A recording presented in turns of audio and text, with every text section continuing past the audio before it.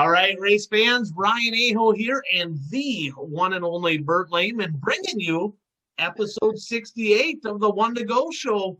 Bert, how the heck you doing, man?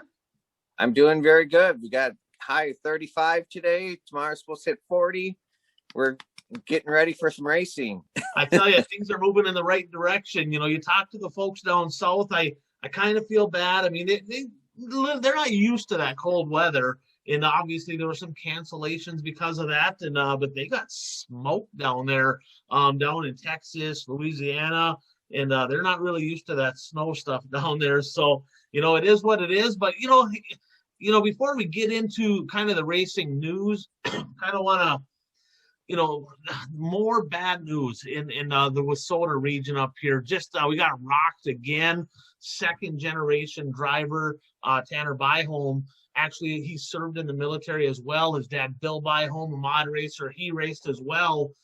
Tragically lost his life. I think he was 25 years old over the past couple of days here. So thoughts and prayers from all of us at the One to Go show to the Byholm family.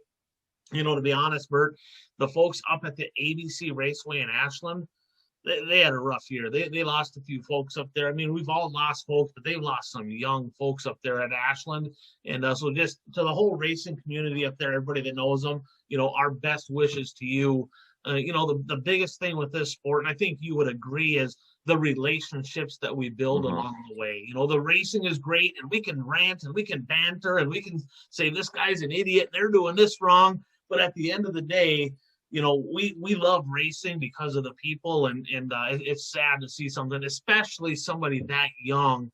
It's just a big tragic loss up there. So, thoughts and prayers to them. And now let's get into some good stuff. Let's get into some racing stuff here. We'll brighten up the mood a little bit. And I know you're a late model fan, and I think that was about the only racing going on, right? There was going to be some sprint car stuff that got snowed out, but there was some extreme dirt car action down in South Carolina. Did you get a chance to watch either one of those races? They had it's a 6-race series. So fans, if you're not familiar with the driving extreme dirt car season, it's in year number 2. The series, I should say, it's in year number 2. Chris Smokey Madden won that series last year. It's a 6-race series, and they had 3 races kind of before the first of the year. Now they have 3 after the first of the year, and it was race 4 and 5 of the series. Bert, did you watch any of that? Yeah, I saw the features for both events, and the first race was at Lakeview Motor Speedway. That was on Friday night, correct? Yeah, that was actually a pretty good race. I thought that one was pretty racy. My first impression of when I started watching it was, boy, those straights are long. Kind of a paperclip deal, but it kind of looked like it was going to be one lane, and the boss, Ross Bales, who had a good weekend, he went a lane up. I believe it was in 3 and 4 late in the race, drove around Matthew Nance, who, he's driving the Rum Runner number 2. So for those of you familiar, Brandon Overton used to drive that car, right? That same car. And that was 2 years ago, Bert? 3 years ago he drove that car? At least 2, if not 3. Yeah, so and Matthew Nance, and I tell you, everyone they've had in that car has ran pretty good. It's kind of a regional deal. And so that was a pretty good race. But what stuck out to me? I've been belly aching for like months about this stupid no-fault caution rule. It drives me nuts. I think everybody already knows that. And I was so pumped, Bert, because late in the race, I think maybe 15 to go, somewhere in that neighborhood, they come up on lap traffic. Nance was leading. Bales was running second. Got together with a lap car. The lap car looked like maybe he broke. Come off the corner, kind of lost power, so they got into him. And next thing you know, Bales is facing the wrong direction. Yellow comes out, and I'm thinking, oh, crap, here we go again. Now Bales is going to go to the back of the pack because he stopped on the track, and he had nothing to do with the deal. It's just stupid. And I kind of overreacted because they made a call. Can you believe that? They made a call, and they actually saw with their own eyes that the lap car clearly had some issues. They called it on the lap car. First and second got their spot back, and in turn, Bales ends up winning the race, and he wouldn't have, right? I mean, he would have he would have got put to the back, I mean, he'd have been lucky to get back up to the top Right. 10, and I was so happy to see that. And I even commented on Dirt post, and a couple of the Southern folks got on there. Oh, that was BS. He should have went to the back. I'm like, I saw you were. Yeah, I'm like, yeah. So we're kind of bantering back and forth. I'm like, what do you mean he should have gone to the back? And there were some people, I had no idea who they were, kind of come into my defense, and they're like, yeah, clearly you've never driven a race car before. You can't just hit the brakes you can't avoid everything. But I was so happy to see that. So that's something you don't see down south all the time. Usually it's that no fault deal. And that kind of leads me to a question. Pretty much, especially in the series events and like the traveling series, like the World of Outlaw, Lucas Oil, there's cameras there. In fact, we watched Dirt Vision, and some might say there's probably too many cameras at some of them races. So they have every view possible, right? I got a question for you as a race fan. If they can do it in such a manner where it doesn't like prolong the length of the show, like if they can do it in a quick manner, would you rather see instant replay used so they can make an actual call and get it right? Or would you rather see the no fault caution rule and just like whoever stops goes to the back? What would you rather see? Well, I don't like either, to be honest with you. I'm afraid of instant replay in racing. I mean, part of my thing is, yes, there's instant replay in baseball, there's instant replay in football and basketball. But where I see a difference is for the regional and local stuff is you can't have a camera on all the action.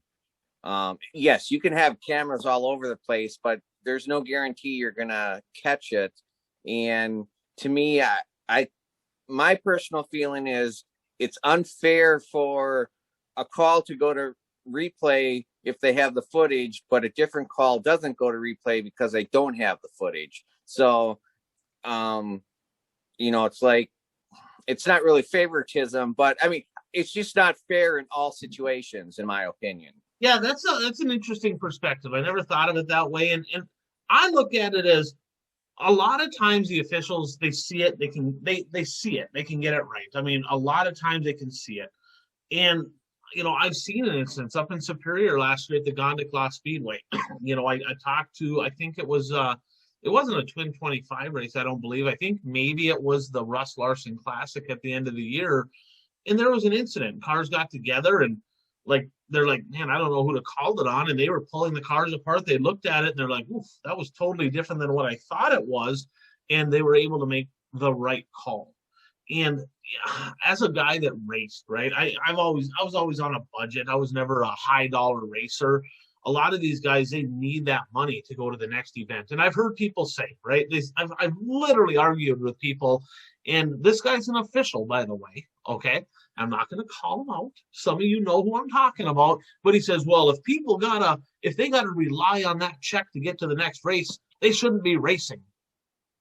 I'm like, that's like 90% of the cars. We have like 7 cars at the track if that was the case. What are you talking about? Like, this guy clearly doesn't have a clue. Okay, he just has no idea what he's talking about.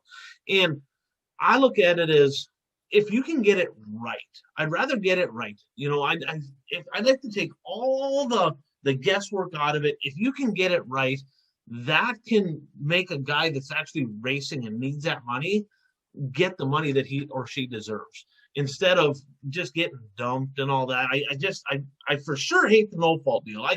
Anything except for that. Now, in a perfect world, because I saw somebody's argument on Dirt, right? And they said, well, it takes away, because I asked them straight out, I said, why on earth would you possibly like the no fault caution rule? And he had a good answer. He did have a good answer. He says, especially in local racing, sometimes it's hard to find officials. Absolutely 100% true. That is absolutely a fact. So what happens is sometimes you get officials that either A, really sometimes don't know, what can happen in a race car, and they just don't get it sometimes, or B, they're pretty good buddies with a few people, and either they're not necessarily trying to favor them, although sometimes maybe, but sometimes they like don't want to like get their friends mad at them, you know. So there's that too. Mm-hmm. So you kind of it takes that judgment call out of it. So I get it from that perspective, but for sure, like on big events where there's live streaming there, national series, regional series, that stuff, if you have the capabilities to do it and it doesn't add any more time, in my opinion, why not at least take every attempt possible to get it right? You know, and it's a slippery slope, because even in baseball, football, I mean, that's been an ongoing argument for years. Oh, right. Like, should we have instant replay? Do we just get rid of it? You know, because here's the other thing that happens. You have officials making calls. And I've been I announced last year, and there was times, Bert, where something would happen, and in my mind, and I learned this by not even being an announcer. When I'm announcing, don't be saying who did it. Like I zip it. I do good there. But in my mind, I'm like, wow, that person literally just got dumped or whatever. And then all of a sudden I see it like on Dirt Race Central. I watch the replay. I'm like, that's not what I saw. Like it didn't happen anything like that. So now what happens, same thing with football, right? Football is probably the biggest example for me, is with all these different camera angles and being able to watch it again and showing the replay and seeing all that stuff. People are like, that official's an idiot, right? I remember an incident up in Proctor a couple years back where there was a young guy at the head judge on position, and he made a call, and he could have swore he saw what he saw, and then he saw the replay and he's like, oh my, and like people just crucified him, right? They just hammered him, like to the point where he was like emotionally distraught over this deal, because he's pretty young. And it's not really fair. It is what it is. It's the way it is. I mean, that's what happens. If you're replaying an event, we can watch it in slow motion. We can see from different angles, and it's not fair. Same thing with football. So if that's going to be the case, and if they're going to make calls, do you think, let me ask you, let's take this out of the equation. Do you think, I'm not going to ask you, do you think it should be the case, but do you think it's going to begin to be the case in some instances? Using replay? Mm-hmm. Well, I mean, I'm sure some tracks will may look at it, or some series may look at it. I mean, I think we've seen though with the National Touring Series, I think that's part of the reason they have the no fault, is it's easy to do. If you spin, you come to a stop, you go to the back. No argument. No, I mean, the only argument is whether it's fair or not, I guess. Right. It's simpler, right? It's simpler because they don't have to make a call, but sometimes it gets to the point where it's just more. I mean, it's ridiculous. Like that deal with Sheldon Hodenschild, where he got caught up with a lap car leading. I think that was one of the Tony Stewart Series sprint car races down in Florida. It's like, really? I mean, so sometimes it's just super annoying.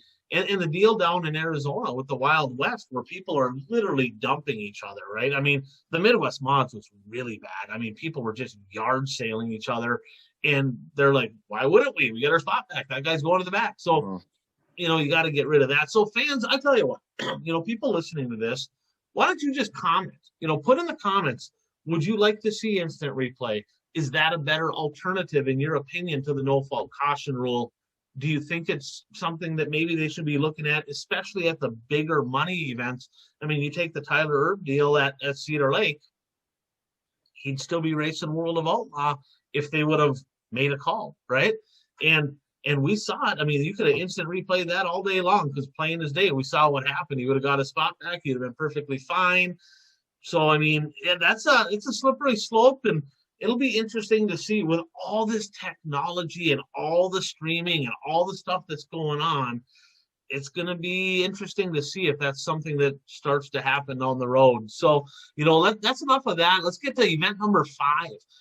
Event number 5, of course, for the Extreme Dirt Car Series, Bert, that was at the Cherokee Speedway, Gaffney, South Carolina. What did you get out of that one?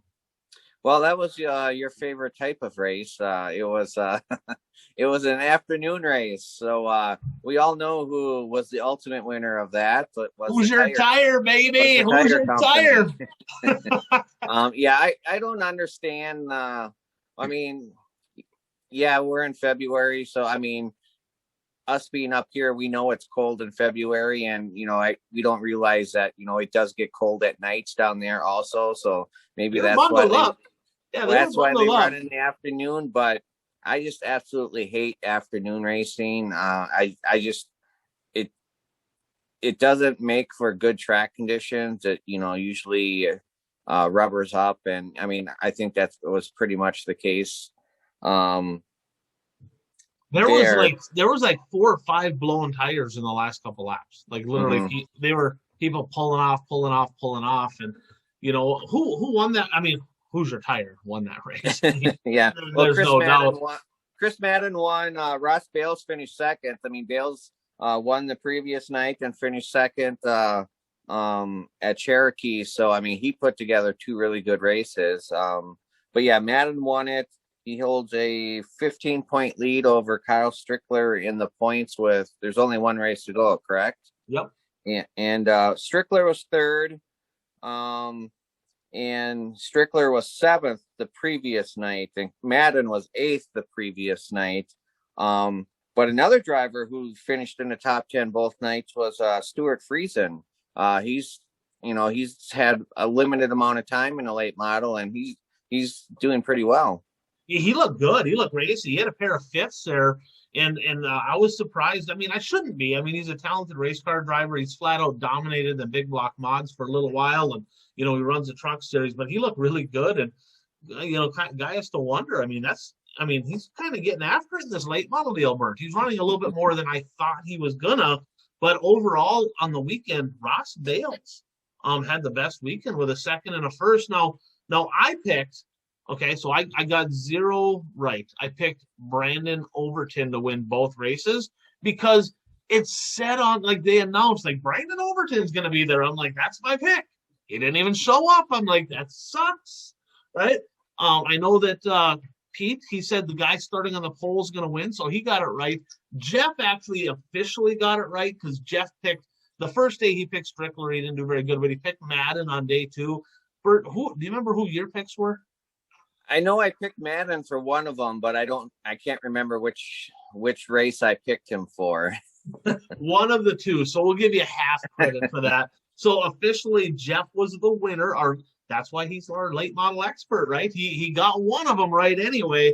But you're exactly right on, Bert. One more event to go. That is coming up this Saturday, the Dryden Extreme Dirt Car Series season finale down at the Modoc Speedway in South Carolina. That will be on Dirt Vision. This whole series has been on Dirt Vision. In fact, the series is ran. I didn't know this by WRG. World Racing Group is running this series, so they're helping out with that. 15,000 goes to the winner of the points. Madden with a pretty comfortable lead, looking to go back to back here. So Bert, let's just throw it out there. I have no idea if Friesen's going to be there. I'm going to say Overton's probably not. But I got a pretty good idea and a few people that will be.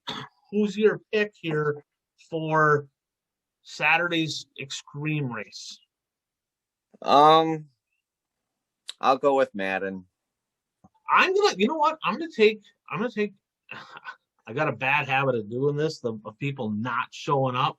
I'm taking Ross Bales. Man, he had a good weekend, both top 2s, one got a 2nd. I'm gonna take Ross Bales to win that one. Now, go ahead. Before we leave, I just thought of this. Do you think Overton is showing his hand on what his intentions are this season by not showing up for these 2 races? Do you think he's saving himself for running the Lucas Tour? I don't see him as saving himself. He didn't run this tour last year either. Okay. So I'm going to say, I'm going to go with no on that. Because I think he's still going to, he's leading the deal, right? So, I mean, he said this would be the year to go for it. But man, there's a lot of regional stuff. They still have that whatever they have another tour down there. I don't remember what it's called, but he ran it last year, and him and Madden both ran it. Actually, I think they got first and second in that. Is that deal. the Southern All-Star Tour or something like that? Yeah, I think so. I think it was something like that. So it'll be interesting to see. I tell you, the guys in the Lucas Oil series do not want him to follow that series. I can tell you that. But if he does, man, he could be a heavy favorite. I was reading on Dirt. They always do their roundtable on Mondays, and I can't remember who made the comment, but somebody made the comment that as long as he's leading the Lucas Oil points, it's pretty hard to get off of the tour if you're the leader. Right. There is that for sure. And like you said, he's in a good team. They got the Wells Motorsports. They got the backing behind them. They got the equipment. He's definitely talented enough. I guess it'll be interesting to see. I guess we're not too far away from finding out. Literally just a couple weeks away. He'll probably hit a couple of these ones coming up. Now, did you see the one lap, one beer with Casey Schumann? I did watch it. I was a little disappointed that they wound up talking more about his racing career than they did about him being in charge of the World of Outlaws. But yes, I did see it. Well, you know what I got out of that, because he's the guy who ultimately, he's the series director for World of Outlaw late models. He's the guy that ultimately booted Turbo indefinitely, right? And they showed a clip on there of him like storming down to the flag stand, walking up the flag stand and yelling at the flag man. I'm like, yeah. So he's a little feisty too. So it's like he kind of gets it, but it's like, come on, Casey. Yeah, you got to let Turbo back. I mean, come on. I mean, this is kind of getting a little bit sad. So let's jump into some sprint car news. Like I said, there were supposed to be a couple shows this past weekend. Both of them canceled. Mother Nature officially the winner. They did postpone those events from what I understand, but snow got the better of them. So that officially made me, Bert, on my picks for the week 0 for 4. Pretty good. Pretty solid there. None of us got the sprint car ones right, but Keith actually texted me, and he said, man, not only did they cancel those ones because of snow, but like literally the whole Western swing is canceled because of COVID. And that includes, here's just a couple of them. There's several races, but that's everything from Vegas to Arizona Speedway to Vado to several of them in California. So that whole Western swing, bam, it's done. And, time will tell if they're going to reschedule those. They haven't yet because of the COVID. They don't even know if some of them tracks will open. In California, people are like, well, there's racing in California, but it's all fanless. And you can't run a World of Outlaw sprint car with no fans, not unless you want to go completely bankrupt in one night. That might be the way to do that. Not recommended. So yeah, I mean, unfortunately, hopefully this summer is better than last summer, but I still don't think that we're going to have a normal summer. I mean, COVID is still going to rear its ugly head in some of the plans around the country. Especially in certain states that are run by certain people. And California is definitely one of those places. I mean, Tupac may say the West Side is the best side, but not when it comes to racing. Not so much. Yeah. Arizona had it, and I'm guessing Arizona Speedway probably, I don't know if they had to cancel, but they certainly weren't going to go over there for one event, right? I mean, so being that it was all part of the swing, if one if several canceled, they're all canceled, it just makes financial sense for the series to do that. And it kind of sucks because I'm kind of liking these sprint cars a little bit, Keith, quit smiling when you listen to this. All right. But they're pretty racy. It's kind of, I tell you, listening to Gibson there in the announcer booth and all the hype beforehand, I'm looking forward to this World of Outlaw season for the sprint cars, but things got pushed back just a little bit. So they go to Cedar Lake every year. You can go watch them live. They do. They're quite a few places. I can watch them in person, but I can watch them online too. So well, I probably won't miss many of them. I can tell you that. So Jeff actually sent me some news too on the Lucas Oil dirt late models.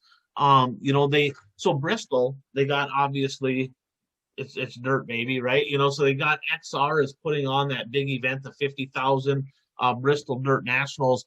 But then following that is the Cup race, and then after the Cup race, they have the World of Outlaws has a late model deal and a sprint car deal. I think they're having a couple other classes with them as well. But let's face it, it's a late model deal and a sprint car deal. The other stuff support classes, and what I'm happy to see is, and it surprised me, Lucas Oil actually rescheduled 2 races that they had, one at the 411 and one at Talladega. That was against the World of Outlaw late model show at Bristol. So happy to see that. Now, are they going to reschedule the one against the Bristol Dirt Nationals? I don't know. I mean, what's your thoughts? Well, I mean, I'm also happy to see that they rescheduled those races. So, I mean, this allows Lucas drivers to race at Bristol, and the Outlaw show is invitational only. So, you should have the best of the best there now. And I'm just wondering how much the Lucas drivers were whispering in the ears of the heads of Lucas Oil Racing Series. And come on, this doesn't happen all the time. Let us race at Bristol. Well, I think they're still whispering a little bit, right? I think that because that 50 grand to win show, both at Bristol and the one down at Texas, are both against Lucas Oil events, right? So one in Texas is of course against Knoxville, and the one down. I don't see them changing the Knoxville date. I don't either. Now that gets kind of interesting, and let's talk about that Bristol Dirt Nationals. So Kyle Larson and Joey Logano are both on the schedule. Several other Cup drivers. I don't have the whole list in front of me. Those are the 2 notable ones, in my opinion. Rumor has it Larson might drive both late model and a sprint, possibly. And Logano is going to be, that's Kyle Larson. Logano is going to be in a mod. He ran a mod a little bit down at Volusia. And, that's going to be kind of interesting. Another big half mile, right? So is this going to be another Kyle Larson show? I mean, let's face it, there's going to be a lot of good guys, but he's going to the 50 grand to win deal. You know who else is on that list, Bert, that really surprised me? Jonathan Davenport. So why does that surprise you? Because that 50 grand to win shows against the Lucas Oil. Oh, okay. So and after he got done down at Speed Weeks and he skipped Volusia, he basically said, I don't know if I'm going to run the series or not. He was disappointed. He's kind of sucking, right? He ain't running good in the points. He's way back there. Do you see him maybe just skipping them Lucas Oil shows that weekend and going? I mean, he's on the list. I mean, that doesn't mean he's going to go there. He could very easily, that's going to be a decision between him and the team, between him and Landers. But, that's something to talk about, right? I mean, when you take that show, that's 50 grand. You take the Texas show, that's 50 grand, right? And them are both fairly big tracks. And then you got the one out in Vegas that is a double down deal. So that'd be 100 grand to win if he's at all 3. I mean, a guy wins all 3 of those shows, that pays you a lot better than following the Lucas Series does all year. Yeah, and he could race a bunch of regional races and win the top prizes there, and like what Overton did last year. Exactly. So, so Kai has to wonder, maybe this is the year that a guy like him takes the series off and chases the money. I guess time will tell, but that was interesting to me, right? Jonathan Davenport on the entry list for the Bristol Dirt Nationals. So let's, coming up this weekend, Bert, mod racing. Good mod racing. There's going to be some good mod racing down at the RPM Speedway, Crandall, Texas, the US MTS season opener. Now, here's the deal. We talked about this a little bit. $70,000 to the winner, right? Every single show is a minimum of $5 grand to win. and a bunch of them are 10 grand to win, right? They have a pair of 10 grand to win shows down there. Couple notables there from our area, Bert, specifically Wissota area. Jesse Glenn's the X Factor. He's heading down there. He made the commitment that he's following the USMTS. So did Landon Atkinson, another young gun from over in central Minnesota. Another guy that is going to be there that I'm surprised he's going to be a rookie. He's ran some on stuff before, but he's more of a rookie. Skeeter Esty. He won the Wild West Shootout Tour in the X-Mons last year. His dad is one of the winningest Wissota mod drivers out there. So interesting to see what he's doing in the TRC house car. Another guy though that made the announcement that they're heading down, Dan Ebert. We talked about him also in the power rankings. He was up there in the top 25 in the power rankings. Hell of a race car driver. Bert, he actually moved down to Charlotte. He works for Fox Shocks, and while he was down there, at any of the late model and mod guys that are on Fox stuff, they're working with Dan Ebert. This kid's sharp, right? Dad's sharp, he's sharp. So we got some good representation. Lucas Schott, another Chatfield, Minnesota guy. He is the reigning USRA champion. And then, of course, your national champ many times over for the USMTS, Rodney Sanders. Talk to Todd Staley. They're expecting over 70 modifieds for this deal. So that's going to be on Racing Dirt this weekend. A pair of shows down there. Looks like the weather has moved out, so the warm weather's coming back in, so we should be good to go. But, man, I know you're not a huge mod guy, Bert, but you know enough about some of these guys. Do you have a pick for, who do you think maybe could win this deal down there? Well, before I make my pick, I just want to say, I will definitely be paying more attention to the USMTS this season now that Jesse Glenn's is following the tour. I always like to keep track of local drivers who are following tours, and I wish him the best of luck, as well as all the other local drivers that are going to be racing the tour. As far as a pick, I'll go with Rodney Sanders. That's a terrible pick. He ain't very good in USMTS. He's never won nothing. I'm gonna be a homer. I'm gonna be a homer on this deal. I just am. All right. And I'm gonna go through on a limb, and I'm gonna say Jesse Glenn's is winning one of these two shows. So that's I'd love to see it. I'd love to see it. So RPM Speedway at the end of the year last year, you know who won the final two USMTS shows at the end of the year last year? Brandon Shepard. Oh, okay. So that's the track that he won at. So another late model guy, Ebert, he also runs very well in the late model. Of course, Sanders does too, right? So it'll be it's going to be good. There's going to be some hitters. I saw the list, and this blah, blah, blah, right? Can't barely talk. Here I'm on camera, can barely talk. The fact is, we touched on just a couple cars that are going, but this is going to be a stout field. Like I am jacked to see the modified guys that are going to be down there. So that's going to be good stuff. Now, there's some local late model news too, and too bad Puka's not on here with us to talk about this one, because he'd be all smiles right now with another name that's going to be running like Hibbing, Grand Rapids, maybe Proctor, Superior, Jamie Lodiger. And he's ran modifieds for a number of years. Great guy. He's kind of part of the Nemi family, married into the Nemi family. If you're from the Iron Range, you know who the Nemis are. But he's going to be in a capital, and his I don't know if it's somehow a relation through marriage, Keith Nemi. He's got a capital, and I think that Derek Vessel's in a capital too. So 3 capitals racing up in Hibbing in the late models, and there's not really a lot of capitals around. So it'll be fun to see what Jamie does, see what that transition looks like for him over into the fendered cars and the fat tire cars. So good luck, Jamie Lodiger. And Bert, did you happen to see that Don Shaw took a road trip? Did you? No, I did not see that. Just that what you had told me, that he went down to Alabama to race a crate. Yeah, I just jumped on racing or on my race pass, and I'm like, I'm just gonna take a peek and see what was on there, because I knew that Bama Brawl was down there. We talked about that was an upcoming event, and I don't even know why I looked, right? Because I looked at the late models and I'm like, whatever. I'll look at the 604 and the 602 to see if there's any names that I recognize, and lo and behold, Don Shaw, 4th place. I'm like, what? Like Don Shaw went to Alabama? Seriously? So I called him today and I said, what was it like down there? And he says, hillbilly racing is what he said.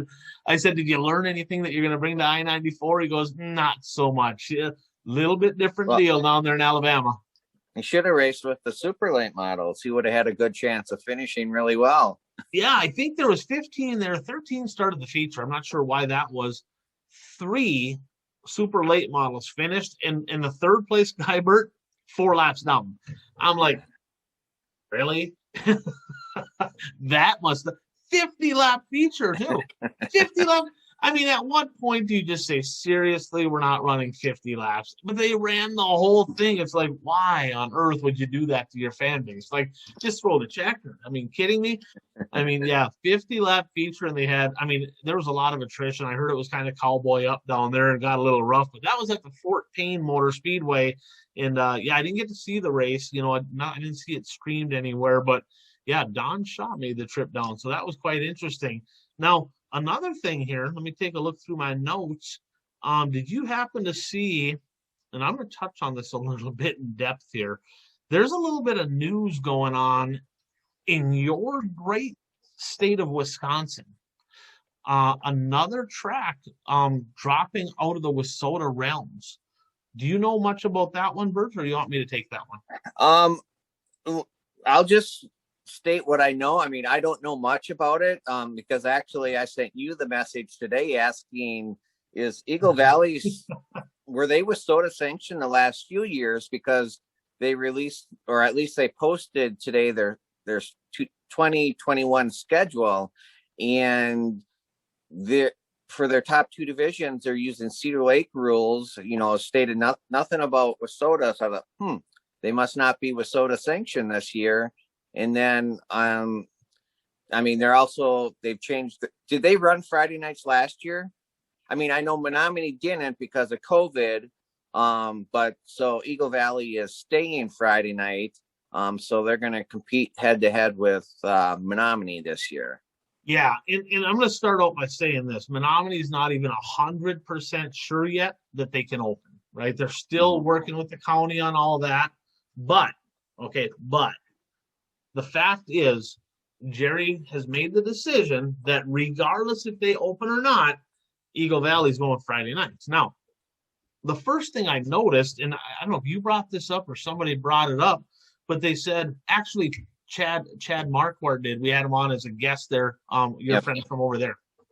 And he said, man, it's just too bad that the Dirt King show at Eagle Valley Speedway is on a Friday night, and it just so happens Menominee is scheduled to have late models on that same night. Well, that don't even make sense. They're 40 miles apart. There's only like 7 late models. I mean, kidding me? I mean, there's not many cars there. So, you know, Menominee is going to have to drop, you would think. Right. There's more money. But, all right. So here's what happened. So everybody knows, I mean, it's not rocket science that Friday nights, if you're a promoter and you own a track, Friday nights will probably be a better night than Sunday. It just is what it is, right? Plus, Jerry has a bar at the track, right? So people stick around after the races, and he's like, well, Friday night's way better, right? You know, you got more people sticking around, more beer sales, just a whole better deal on Friday night. That is absolutely obvious, okay, on a business realm. But, okay, on a racing realm, it makes no sense, okay? Now, what happened last year is Menominee, the Red Cedar Speedway, was not able to open due to COVID. They have like a 27-person board on the fair board for Dunn County, and they just would not let it happen, okay? They tried everything they could to open up last year. They were just shut down every single time. They're planning to open up. They got their schedule out. They're planning to open up. They got some big stuff happening. The Mater race is, you know, scheduled to be $15,555 to win that deal. So some big stuff happened at the Red Cedar Speedway. Well, because they didn't open last year, Jerry's like, well, hey, if Menominee's not racing Fridays this year, heck, we'll take it. It made sense last year. It did. It was a good move for them last year. because in theory, all the Eau Claire area cars are going to go there, right? Or the ones that wanted to, the ones that might have went to Menominee, maybe went there. Some went to Mississippi Thunder, and some stayed home, whatever. Okay. But he tried pulling his weight, right? He basically says, well, according to the bylaws, it says in there that if you're established for a year, that's now your night. And he tried pushing his weight. And it's like, Jerry, the Red Cedar Speedway has been racing for decades, for years on Friday nights. I mean, come on. They couldn't open. It's not like they just decided one year, well, we're not racing this year. If they made that decision, fine. They weren't allowed to because of COVID. I mean, that's extenuating circumstances. Get some common sense. Now, again, if Menominee does not open, great. Race on Fridays. Okay, good deal. Get her done. Do what you got to do. But I've seen this movie before. I've seen it before, right? I mean, literally just, I don't know, less than 10 years ago. I don't remember exactly what year it was, but Princeton Speedway in central Minnesota, that's been an established Friday night track forever and ever and ever, right? Granite City Speedway at the time, different owners at the time, nothing to do with James Trantina. This is different owners back then, different promoter, right? They were racing on a Sunday, same deal. They're like, Sundays are just not working. We can't get fans here. Let's go ahead. Let's switch it to Friday nights. They're like, I mean, a stone's throw from Princeton Speedway. They share cars, they share fans, they have some sponsors sponsor both tracks, some officials officiate at both tracks, right? It's the same thing there. Eau Claire, right, is kind of like right in the middle. Jim Falls, Eagle Valley Speedway is what, 15 minutes, 20 minutes tops from Eau Claire. Menominee the other way is about the same. I mean, literally, it's less than an hour in between the two tracks. So everybody in that Eau Claire area, they're going to go one of those two ways, or are they? Because they also have Mississippi Thunder Speedway, which is like a half hour or so away from Eau Claire. You got SK Speedway, who they're struggling mightily, right? But the fact is, it's there, right? And then you go north of there, which that's a little further away, but you got Gondiclaw Speedway in Superior. There's way too many Friday night tracks already.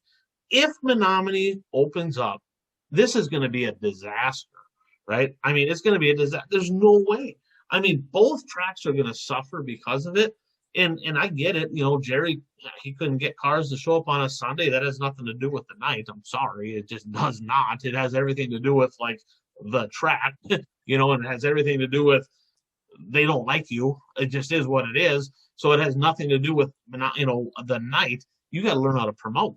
Right? If you don't have community involvement, it don't matter what day of the week you race on. If you have to like make your program happen by drawing people from an hour away, you ain't doing something right. And it makes me kind of wonder, it's, in his mind, it's a good business decision, but does he really care about the sport? Because he's going to kill two racetracks. I mean, I just don't see this being a good deal. And it drives me nuts, Bert, that these tracks got to just keep scheduling on top of each other. And it's been this way for a while between Jim Falls, Rice Lake, Menominee. It's like constant drama. They could have a soap opera with those three tracks. They just simply do not get along. I don't understand. It's not that difficult to work together. I've helped Proctor, I've helped Hibbing, I've helped Rapids. And, I've even helped Gondiclaw Speedway a little bit. But guess what? Those tracks seem to work together. When they're scheduling something, they call the area tracks and say, hey, is this going to be a conflict, right? Even Chris Steppen, who comes in and he schedules some events at Ogilvie and he has some events at the Gondiclaw Speedway, he calls the area promoters, and he says, hey, is this going to be a conflict? We'd like you to take, can you take this night off? We're looking at doing this. Sometimes there's a little bit of, they might not want to, but at least the phone call's made and at least they try to work together.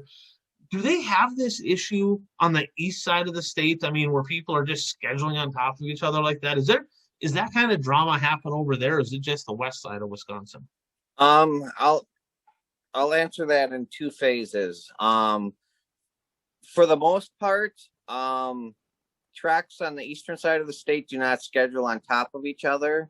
They actually do most of them anyway, if not all of them, communicate with each other, and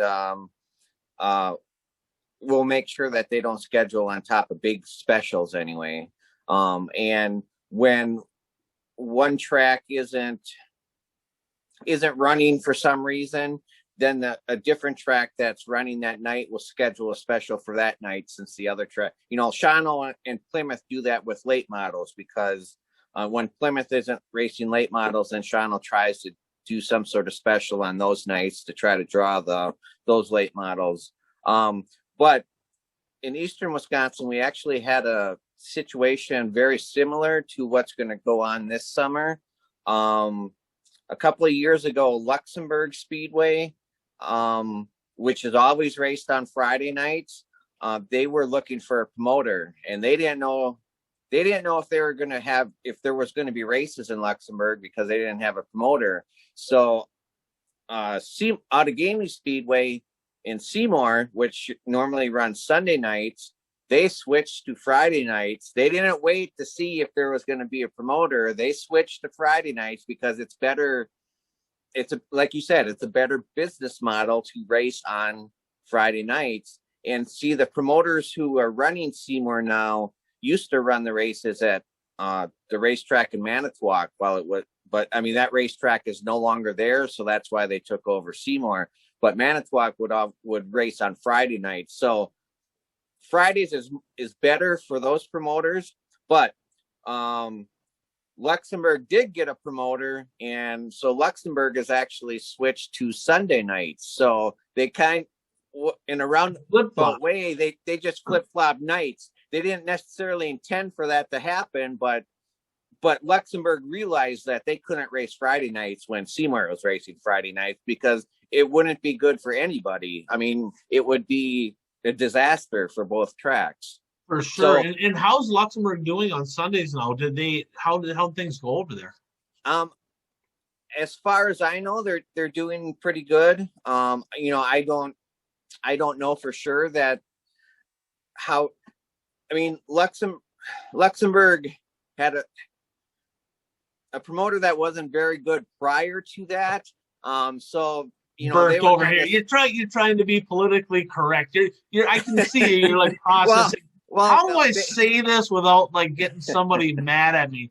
Just text it to me. I'll say it. I don't care. Well, no, I mean, they had a promoter, which I don't think they knew a whole lot about racing. I mean, they were trying to draw people to the racetrack by giving away crafts and having craft shows and stuff. And it's just like, why didn't you tell me? I would have went. That's not going to draw your race fans there. I mean, nice try, but it's not going to draw your race fans there. And that is your Manitowoc minute. But actually, now the promoters at Luxembourg are actually a group of, I think, former drivers. So, I mean, they've been involved in racing, so they know what it takes to put on a good show and that sort of thing. So, they don't run every week. They run more of a limited schedule. But it seems to be working out fairly well. I know Seymour's doing very good on Friday nights. So right. And then Seymour's an established track, isn't it? I mean, right. Yes. So that kind of helps as well. And I don't know who to blame for this, right? Because I know Jerry's had his issues with WISSOTA, right? And it just is what it is.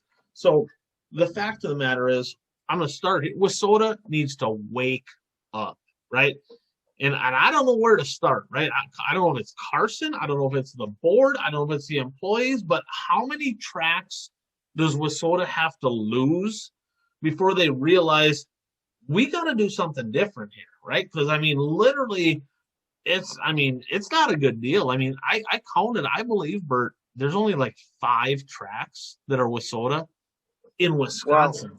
Well, I was just going to say, I wouldn't even consider Wisconsin a WISSOTA state anymore. No, I mean, they've lost more tracks, and some of them have closed, right? But they've lost more tracks than they actually currently have WISSOTA, because right now they have the ABC Raceway in Ashland.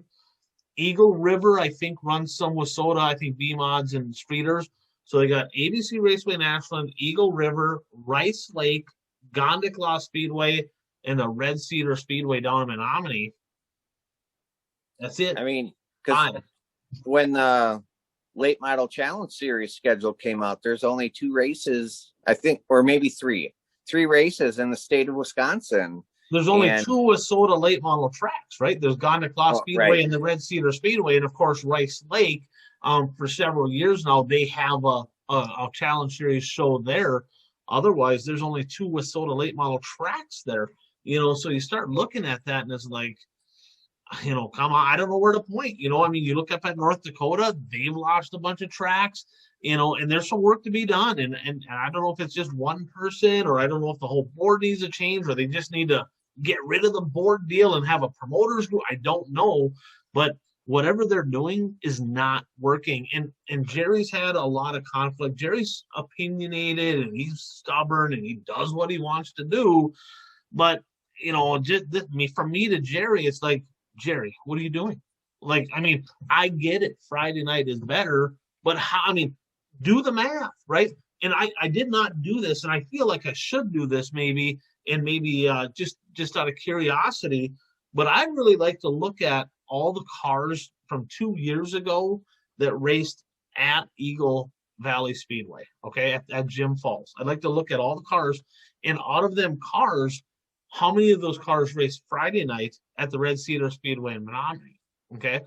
And if he looks at that and all of a sudden he's like, because he didn't have a very good car count on Sunday, and if half of them are Menominee cars, now what, right? Because, so, and it's not just the cars, it's the fans, because, Jim Falls is essentially Chippewa Falls, Eau Claire. It's all kind of tied together there. And Menominee and Rice Lake are the tracks that have been there the longest, right? And Cedar Lake over, a little ways away. Mm-hmm. Jim Falls kind of came in later. I mean, I don't even think that track came in until late 90s, maybe 2000-ish. That track wasn't even there. So that wasn't even an established track, and they've never really got it going. I mean, they've had some years it's been okay, but even in the heyday, Bert, when there's like tracks had like B mains, I don't know if you remember those, but that was where cars that didn't all transfer out of the heat had to run a second qualifying race. I do. We don't see them very often anymore, right? They just never had car counts. Even at their specials, they never had car counts. So I don't know if it's the track, the culture. He's sometimes not the easiest to get along with, as you can see with what's going on here, and I just look at it, I'm like, this is not good for the sport. You cannot have that many Friday night tracks. I mean, it's simple math, right? If you have 872 tracks and you have 500 cars, it just doesn't work. And there's only X amount of fans. It's just a bad deal, and I don't want to see any track close or whatever. But it'll be interesting to see what happens. I'm disappointed that they're going this route, and I think that's enough on that. People kind of get the point where I'm at on this, and they understand what's going on. But in a perfect, I don't want to even say that. I guess I was going to say in a perfect world, Red Cedar don't open and have to deal with it. But I want Red Cedar to open, right? I mean, that's another Wissota track. It's a good track. They got some great, especially late model racing there, with the Mater. So I do want to see it open. And the problem is if Red Cedar doesn't open this year because of COVID, I mean, that's 2 years without racing, and people tend to find other things to do or go to other places. So then when you do reopen 3 years later, it's like you may not get everybody back that you had previously. Right Yeah, especially the casual fans. It's not the diehards are the diehards, but the diehards are few and far between. It's not like it was before. Well, and I mean, I've read stories and rumors that racing was going to disappear at Red Cedar even prior to COVID, that the county wasn't going to renew contracts and stuff like that. So that's been going on for decades over there for sure. I mean, that's been an ongoing thing at the Red Cedar Speedway for sure.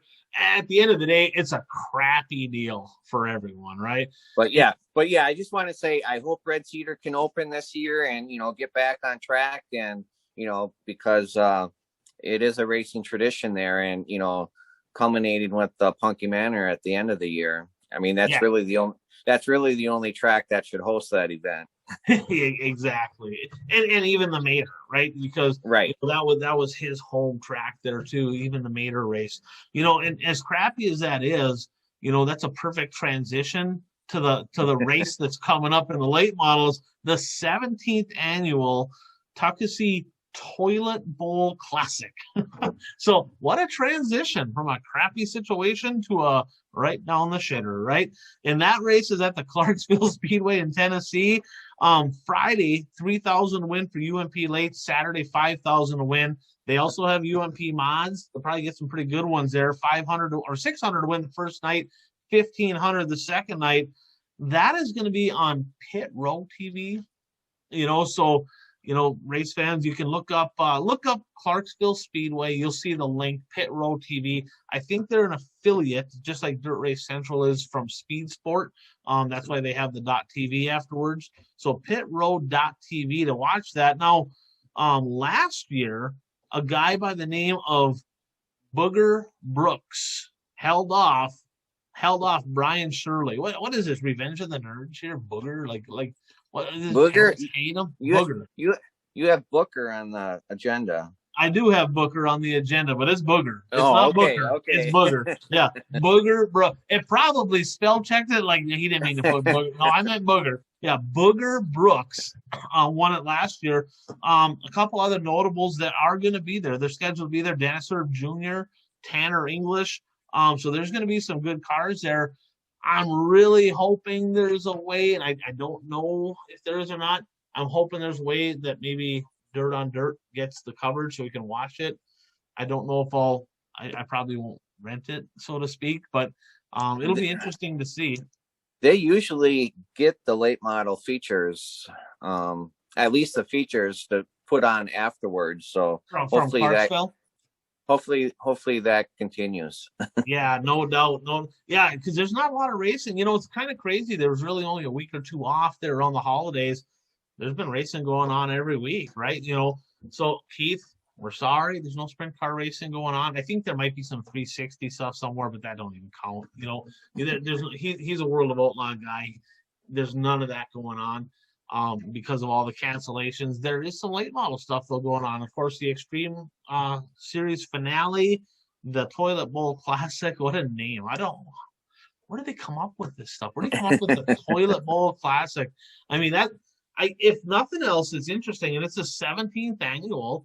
And I kind of looked through some of the results from the past, and there's been some pretty good drivers that have attended this race over the years. So, I guess what are you looking forward to this weekend between mod stuff going on with the USMTS, some late model stuff with the series finale for the Extreme Series? What has you kind of fired up for this weekend? Well, you're not going to believe it, but I actually mod stuff. You cut out there. Can you say that one more time? What was that? I'm actually looking forward to the USMTS show because I want to see how the locals do there. Well, particularly the X Factor, I want to see how he does down there. Yeah, he's going to do good. So Jesse Glenn's, we're pulling for you, and really all the guys, whether it's Skeeter Esty or Landon Atkinson or Dan Ebert, all them guys. They're talented race car drivers, so it'll be good to see how they do. And really, there was a little bit of a precursor because at the Wild West Shootout, a bunch of the USMTS, USRA guys were there, and a bunch of WISSOTA guys went down. And I tell you, the USMTS guys ran good, but the WISSOTA guys ran really good too. So I'm pretty confident that we're going to be swinging for the fences with this one here. I'm expecting some good things out of all them guys, but Jesse Glenn's, we're keeping an eye on you in particular. So get her done down there. And I tell you what, Bert, we can talk racing all night long, but this is a little bit shorter. Not as much stuff going on racing wise, but a little bit of drama in the racing world that we had to talk about. And that's episode 68. So race fans, hopefully you enjoyed a little bit of our time here, got you away from all the craziness of life and all the drama out there. Hopefully we give you a little bit of an escape from that. And, Bert, any closing thoughts? No, about a month and a half away from opening night in local racing, which is that's exciting to look forward to. So hopefully Doesn't the it weather feel like it's cooperates. further?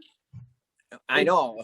Hopefully the weather cooperates and you know, the snow leaves and everything dries up and we don't get more snow. I remember it would have been 3 years ago already. Opening weekend at Shawano Speedway, we got 33 inches of snow here. I don't like your tone.